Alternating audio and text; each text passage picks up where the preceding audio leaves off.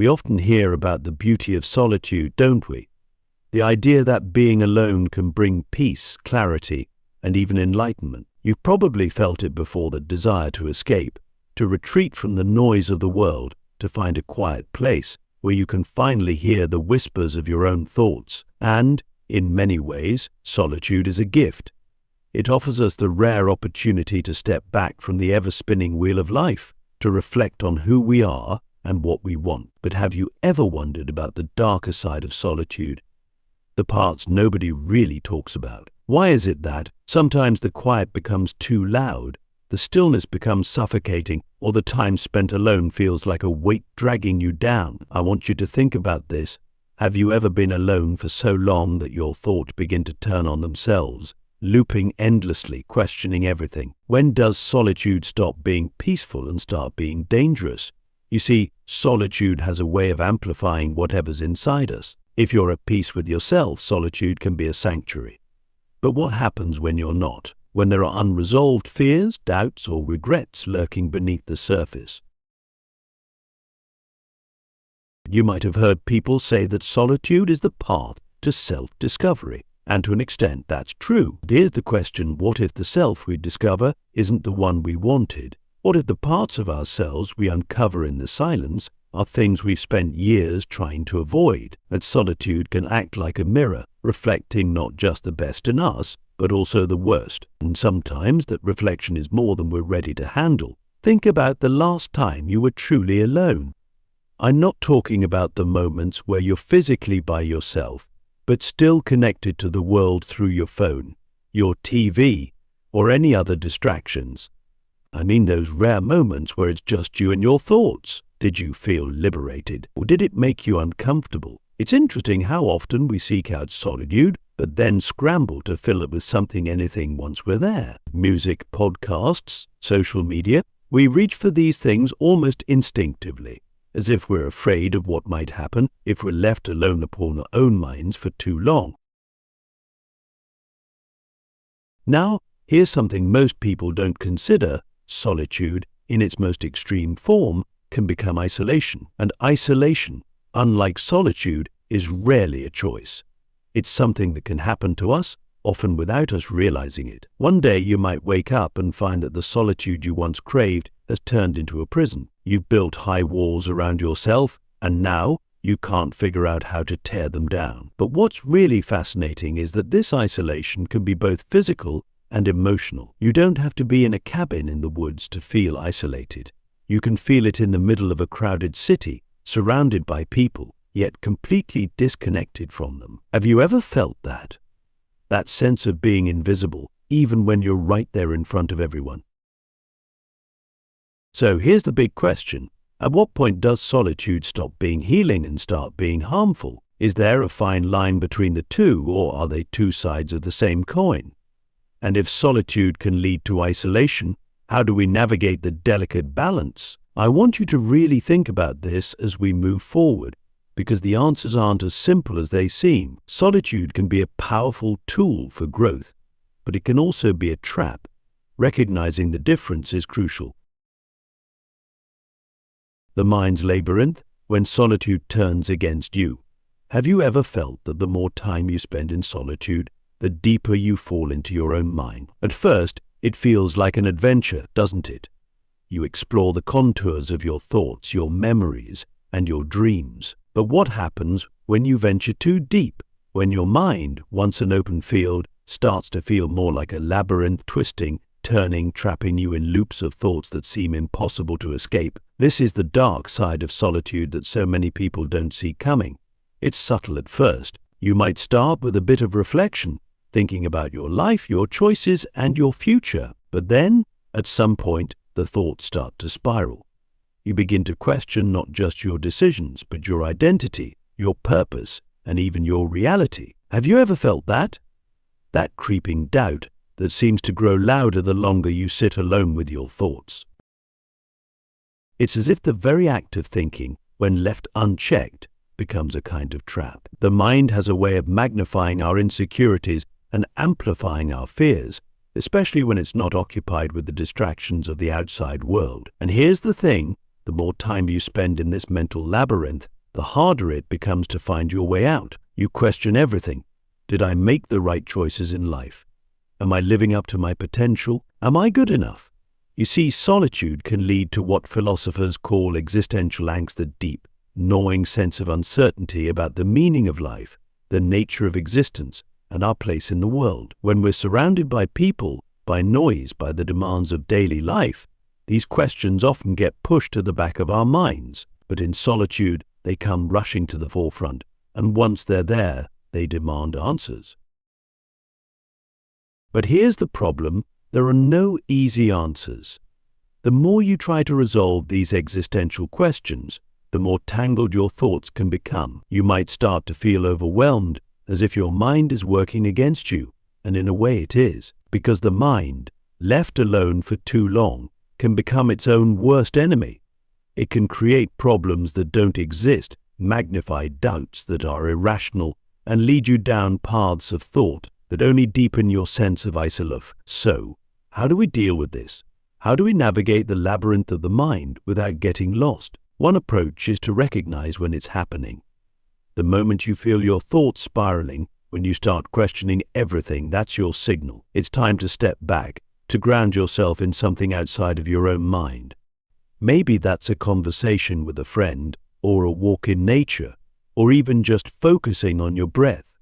The key is to break the cycle of overthinking before it consumes you. But even then, the question remains, what do we do with the existential doubts that solitude brings? Should we ignore them? Try to distract ourselves? Or should we face them head-on, even if we don't like the answers we might find? There's a certain bravery required in facing the darker side of solitude. It's not easy to sit with your thoughts and confront the parts of yourself that you'd rather avoid. But it's also necessary, because if we don't confront these questions, they'll continue to haunt us, no matter how many distractions we surround ourselves with.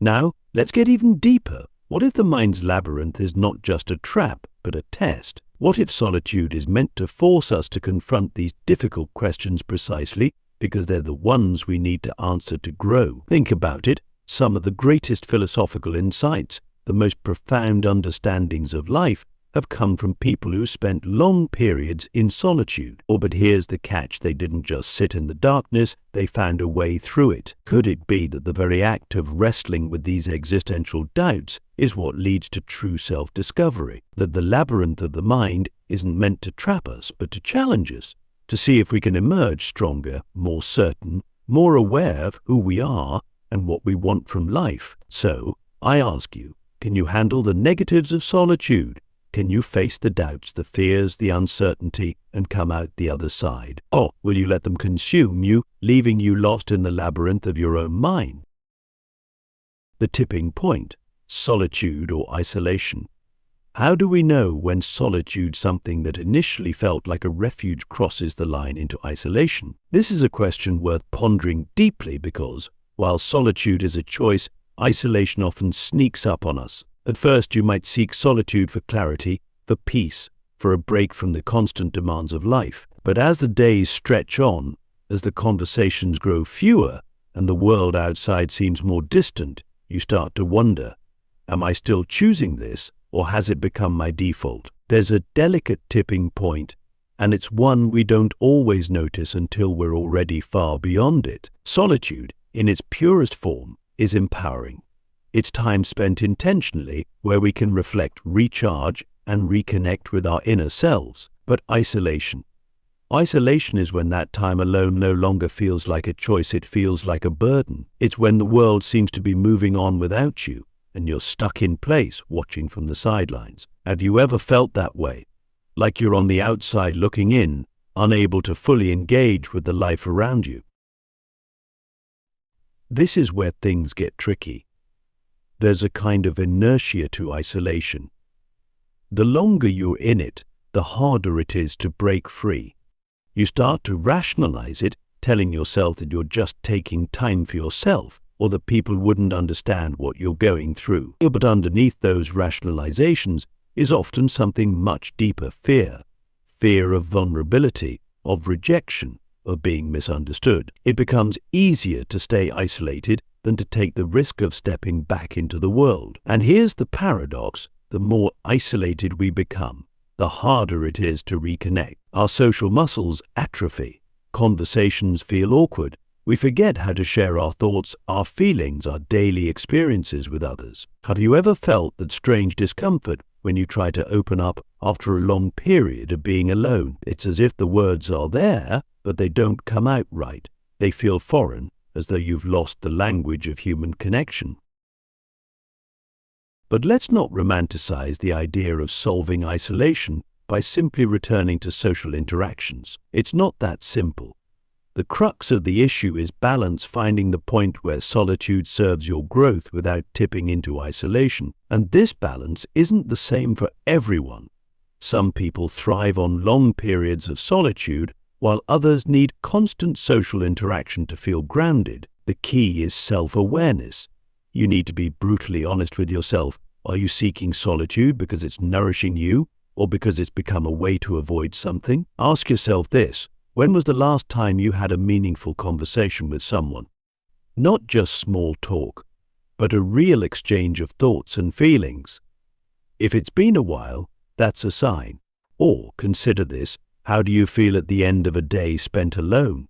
Energized and clear-headed, or drained and restless? These are the subtle indicators that tell us whether we're on the right side of that tipping point, or whether we're slipping into dangerous territory. There's no shame in recognizing that you've crossed into isolation. In fact, it's the first step in reclaiming control. The real danger lies in ignoring it, in letting the days blend into weeks and the weeks into months, until you've almost forgotten what human connection feels like. So how do we pull ourselves back from isolation? It doesn't require grand gestures. Start small. Reach out to someone even if it feels awkward.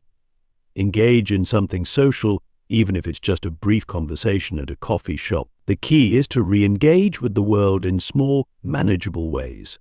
Solitude is important, but so is connection. We need both to thrive.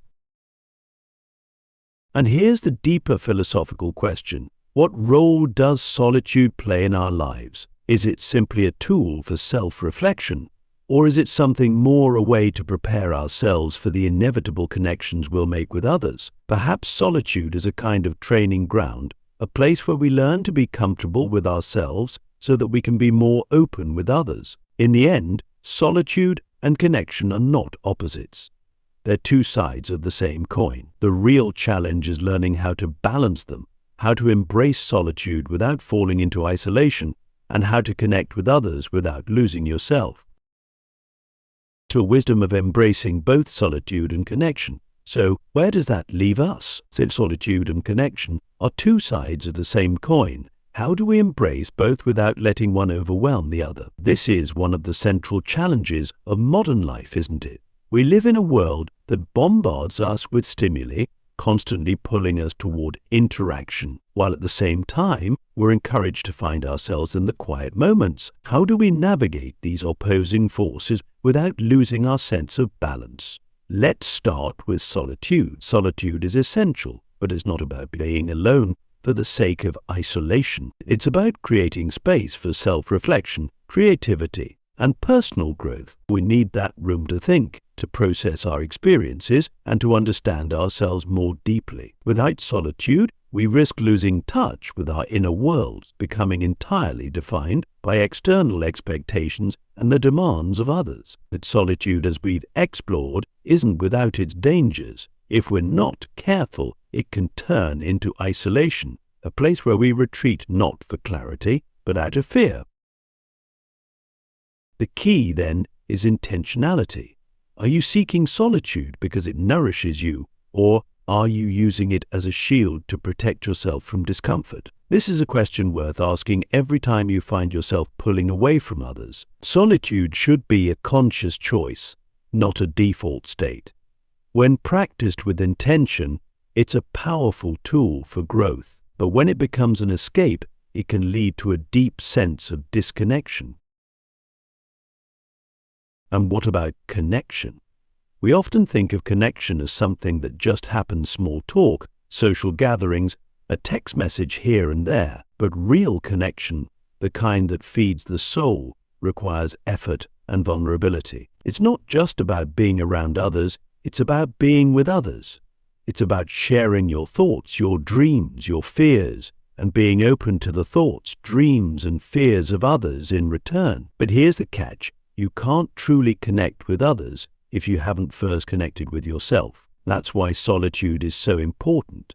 It gives you the chance to get to know who you really are without the noise of the world drowning out your inner voice. And once you've found that clarity in solitude, you can bring it into your relationships. You can show up more fully, more authentically, because you're not hiding behind a mask of who you think you should be.